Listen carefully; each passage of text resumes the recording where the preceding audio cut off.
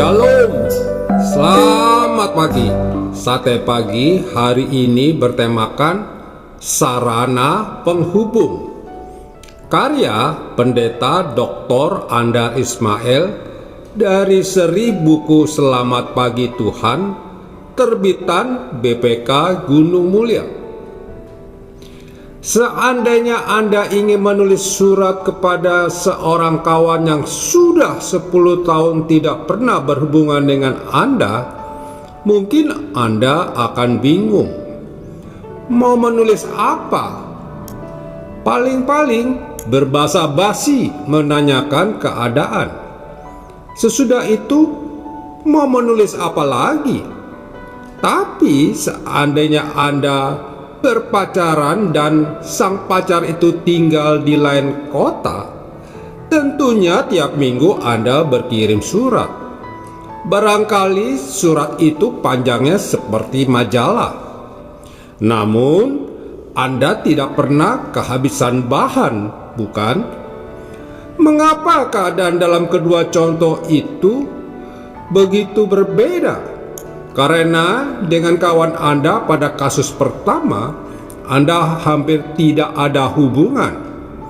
Mungkin dulu hubungan itu ada, namun kini telah merenggang. Soalnya Anda hampir tidak lagi menulis kepadanya.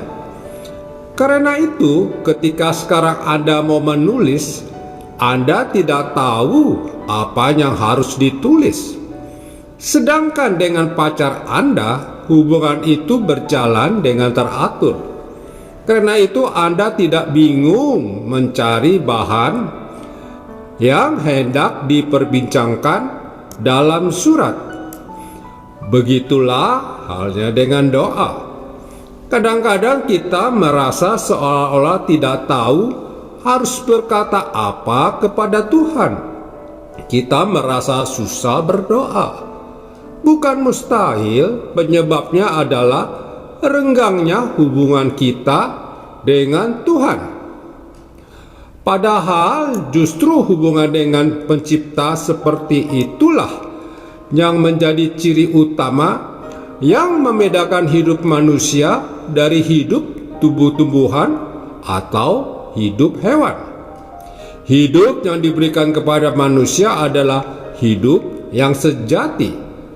Istilah Alkitab, hidup yang kekal. Hidup yang mengenal hubungan dengan Allah. Yohanes pasal 17 ayat 3 mencatat, inilah hidup yang kekal itu, yaitu bahwa mereka mengenal Engkau satu-satunya Allah yang benar, dan mengenal Yesus Kristus yang telah Engkau utus.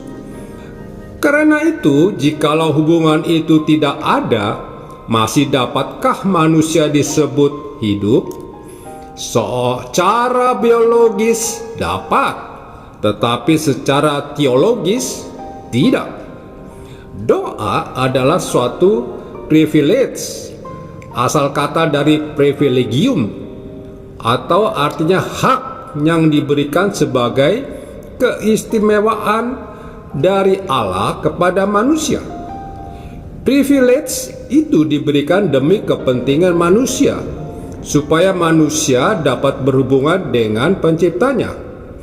Kalau merasakan akibatnya, pada saat ia perlu berhubungan, ia merasa canggung dan tidak tahu mau berkata apa.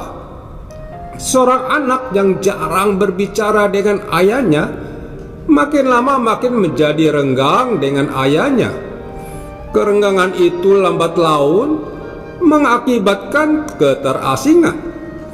Keterasingan seperti itu pula dapat terjadi dalam hubungan antara manusia dengan Allah.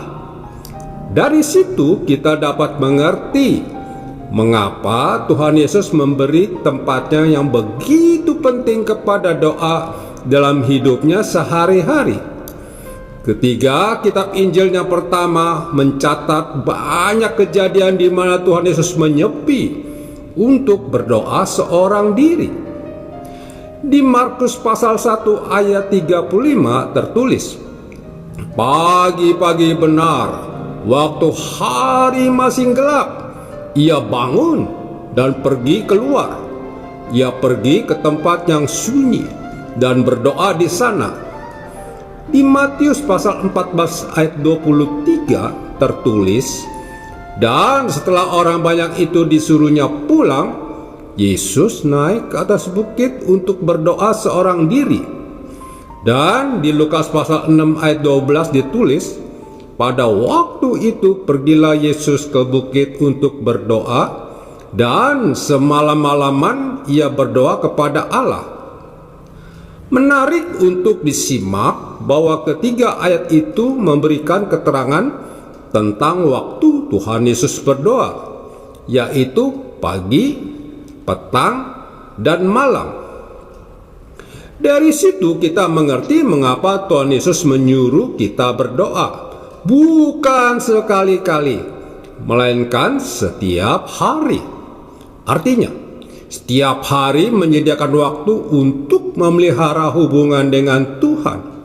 Sebagaimana lampu memerlukan kabel sebagai sarana penghubung dengan sumber listrik, begitulah manusia memerlukan doa sebagai sarana penghubung dengan sumber hidupnya. Amin. Mari kita berdoa. Bapa Surgawi, ajarkan kami untuk selalu setia dan konsisten berdoa agar hubungan kami tidak kaku kepadamu ya Tuhan. Amin. Kau rangkai air mataku jadi permata,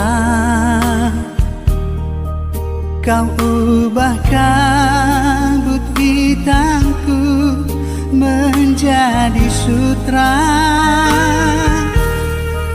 kepahitan kesukaran kau ubah jadi bintang-bintang, kau rangkai air mata jadi permata. Betapa beda jalanmu dari jalanku, seperti langit dan bumi jaraknya. Tak pernah ku punya teman setia seperti Tuhan.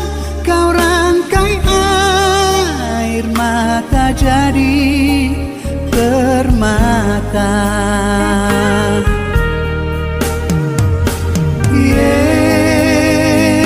Yesus, oh Yesus, Yesus, oh Yesus. Tak pernah ku punya teman setia seperti Tuhan. Kau rangkai air mata jadi permata.